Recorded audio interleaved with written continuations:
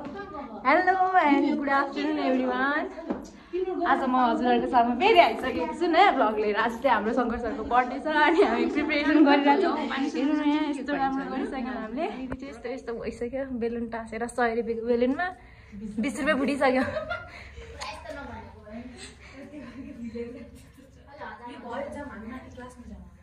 यहाँनिर चाहिँ प्रिपरेसन टिल्क टल्केको छ। अर्को छ तल कुमारी, अर्को छ बेलुनवाली, अर्को छ आइबनवाली, अर्को छ हाम्रो सिआर, अर्को छ हाम्रो आइडी कार्डवाली, अर्को छ यहाँ पोजवाली डान्सर। खोइ आऊ त यहाँ। अब चाहिँ हामी यति गरेर अब हामी माथि जान आँटेको छौँ। अब हामी फेरि एकछिनमा हामी सरलाई लिएर यहाँ आउनेछौँ ह्याप्पी बर्थडे सेलिब्रेसन गर्नको लागि। तल चाहिँ सेलिब्रेसन भइरहेको थियो, माथि चाहिँ सबैलाई बटुलेर सरले पढाइरहनु भएको थियो। म बोलाउन गएको थिएँ अनि म माथिबाट तल आएँ। सञ्जीवले ल्याइसकेको रहेछ केक अनि यसो हेरेँ, चारैतिरबाट भिडियो खिचेँ। Happy birthday dear Shankar sir भनेको थियो। अनि हाम्रो शङ्कर सर चाहिँ हाम्रो कलेजको सबैभन्दा फेभरेट सर हो। अनि त्यस पछाडि यहाँ चाहिँ कोही पनि थिएन। म चाहिँ डेस्कहरू मिलाइरहेको थिएँ, बाहिर गएको, बाहिर पनि कोही पनि थिएनन्। बल्ल बल्ल अलिअलि मान्छेहरू फटाफट आउन थाले। अनि यहाँ चाहिँ सरहरू आइरहनु भएको थियो। अनि म चाहिँ त्यो चियर त्यो सब मैले मिलाएर राखेँ। अनि पछि चाहिँ सबैजना आए त्यहाँनिर। अनि त्यो केकको फोटोहरू खिच्न थालेँ। अनि माथिबाट क्लासकै सरले छोडिदिनु भयो। अनि सबैजना आए। अनि त्यस पछाडि हाम्रो शङ्कर सर आउने बेला हुन आँट्यो। अनि कृतिमा लिन भनेर गएकी थिएँ। अनि शङ्कर सर आउन लाग्नुभएको थियो। सबैजना चाहिँ वेट गरिरहेको थियौँ शङ्कर सर कतिखेर आउनुहुन्छ भनेर। अनि सञ्जीवले शङ्कर सरलाई लिएर आयो।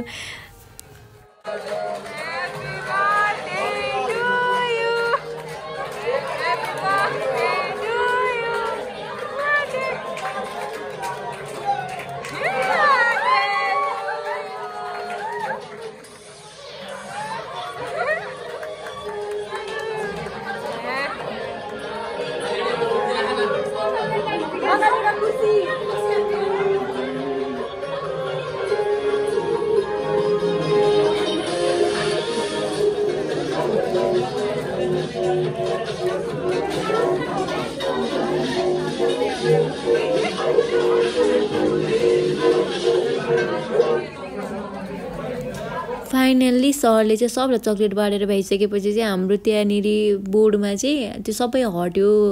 अब के भयो भनेको यसो हेरेको इन्टरनेट कनेक्सन गएछ। अनि हाम्रो सरले कलेजको सरले चाहिँ सरको बारेमा के भनिराख्नु भएको थियो।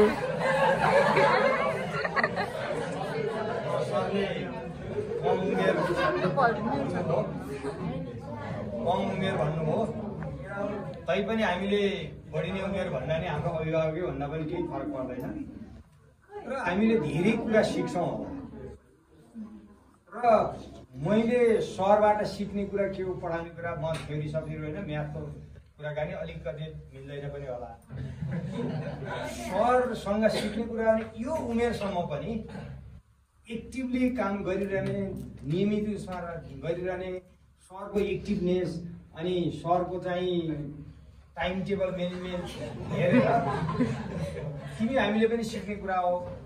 म पनि त्यति एक्टिभ हुन सक्छु कि सक्दिनँ भन्छ भने म चाहिँ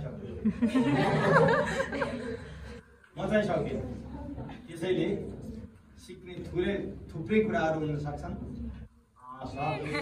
17 बर्थडे सरको होइन त्यो त्यस कारणले सरको जस्तै हामी पनि त्यति नै एक्टिभ हुन सकौँ र सरलाई आउने दिनमा अझै पनि धेरै योभन्दा धेरै एक्टिभ लाइफ, अझ धेरै मान्छेलाई सर्भिस गर्न सक्ने प्रेरणा मिलिरहोस् भन्ने शुभकामना कलेज म्यानेजमेन्टको सँगसँगै यत्रो प्रोग्राम आयोजना गरेका छ तिमीहरू सबैको तर्फबाट सरलाई फेरि पनि दीर्घ जीवन, सुस्वास्थ्य सहित मोटिभेटेड लाइफ जिउनका लागि प्रेरणा मिलोस्, यही शुभकामना।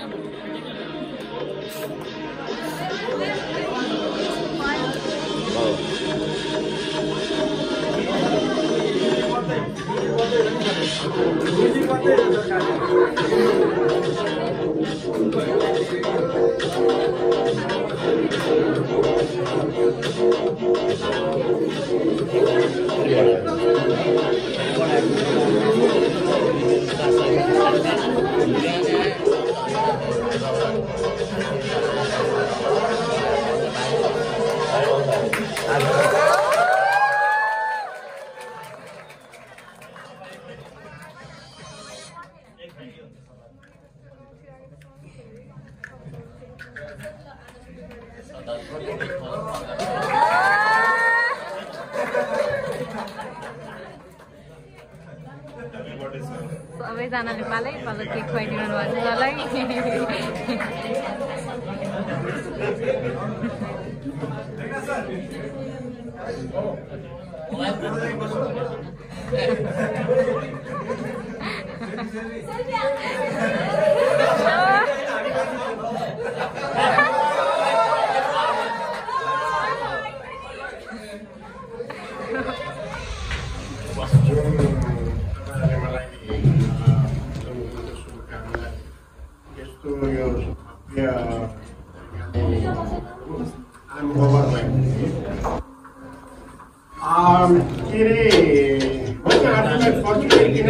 छ मलाई पहिला म मेरो बुवालाई सम्झिन्छु होइन उहाँ हुनुहुन्न संसारमा जस्तै मेरो मम्मी हुनुहुन्छ सी इज 87 उहाँहरू दुईजनालाई म के छ भने उहाँहरूको कारणले उहाँहरूले मलाई यो धरतीमा डक्टरहरू बनाइदिनु हो तपाईँहरूसँग भेट्न त्यो कारणले पनि म मेरो आदरणीय भाइहरू बहिनीहरू होइन मेरो सानी छोराछोरीहरूसँग आज यसरी उभिएर कुरा गर्ने अवसर पाएको छु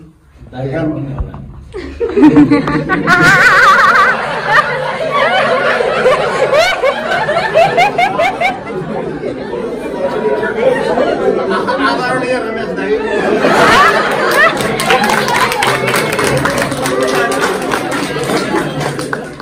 रमेश दाई होइन रमेश दाई सबै हाल्नुभयो कि म खुसी लाग्यो अनि यो अवसर चाहिँ नि मलाई प्राप्त भएको छ होइन के अरे लर्निङ नेभर एन्ड्स म चाहिँ त्यसमा विश्वास गर्छु म मेरा चाहिँ नि छोराछोरीहरूबाट पनि सिकिराखेको छु मेरा सरहरू मेरो भाइहरूबाट पनि सिकिराखेको छु मेरो अग्रज अनुजहरू जोसुकैबाट पनि हामी सिक्नलाई सिकिरहन्छौँ सिक्ने क्रम कहिले पनि समाप्त हुँदैन त्यस कारणले once again love you all र यहाँहरूको चाहिँ यो माया यो ममता यो स्नेह यो सपोर्ट जहिले पनि प्राप्त भइरहोस् र म यसरी नै बर्थडे मनाइरहेको म कति वर्ष लाग्यो भनेर भन्ने कुराहरूमा चाहिँ मैले अहिले क्लासमा त 17 भने त्यसलाई कतिले मल्टिप्लाई गर्नुहुन्छ त्यो आफ्नो हिसाबमा तपाईँसँग फाइभ चाहिँ नगर्नुहोस् उल्टै गर्दैन होला नि सर 17 उल्टै गर्दैन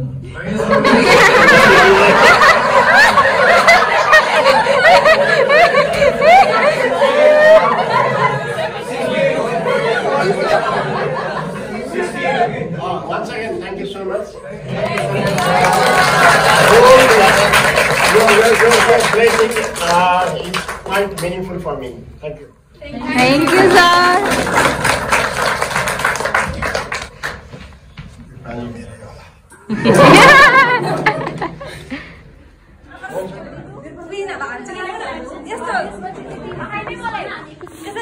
सीधा हुन्छ नि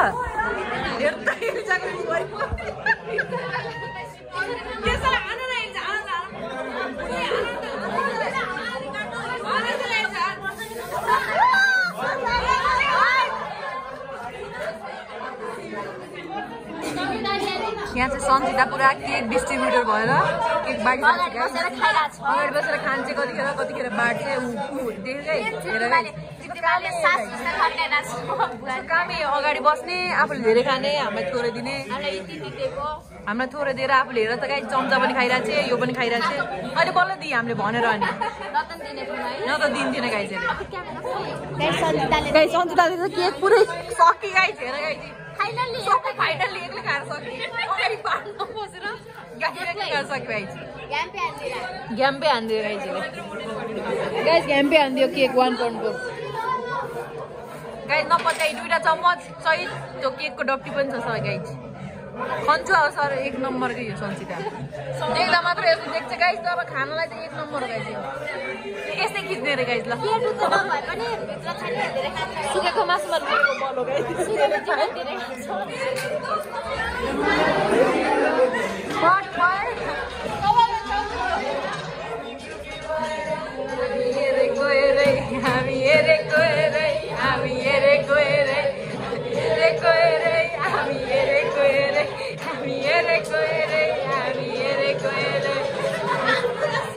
दुश्मन हेरेको हेरे भन्दा भन्दै गाइज हाम्रो रमाइलोमा चाहिँ हाम्रो कलेजको सर आएर चाहिँ रमाइलो गर्न भएन अन्तै गएर गराओ भनेर भनिसक्नु भएपछि हामी सबैजना लाग्यौँ माथितिर हाम्रो चाहिँ दुश्मनै लाग्यो भन्न पर्ला जस्तो हाम्रो खुसीमा चाहिँ होइन म चाहिँ यति धेरै बेलुन बटुलेर माथि गइरहेको थिएँ अनि सबै रमाइलो गरिसकेपछि हाम्रो सरले पनि के भनेर थ्याङ्क यू गर्नुभयो आफ्नो आमा र बाबालाई अनि त्यस पछाडि बाबुराम सरले पनि सरको लागि भनेर एउटा मन्तव्य दिनुभयो अनि सबै कुराहरू सकिसकेपछि हामी मस्त केक खाएर हामी गयौँ मासतिर अब गएर हामी पढ्ने मुडमा चाहिँ कोही पनि थिएनन् सबजना बेलुन बोकेर हिँडिरहेको थिएँ माथि गएर बेलुन फाइट हान्नलाई भनेर बेलुन लिएर गइरहेका थिएँ अनि म पनि गएँ अनि त्यस पछाडि सबजना यसरी बेलुन फाइट हानिरहेको थिएँ गएर माथि अनि त्यसपछि हामी त्यहाँ गेम खेल्ने भन्ने वातावरण भइरहेको थियो अब गेम चाहिँ के खेल्ने भनिरहेको थिएँ सबैजनाले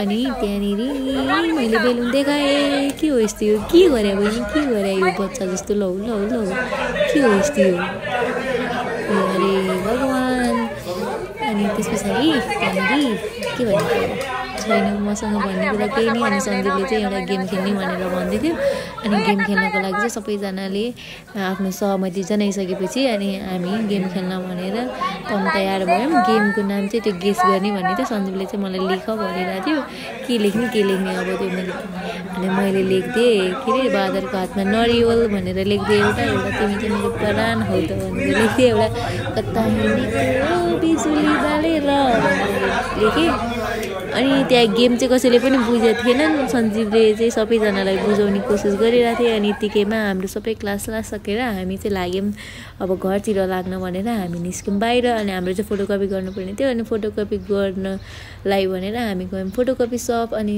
अब हामी तपाईँहरूलाई नेक्स्ट ब्लगमा भेट्नेछौँ।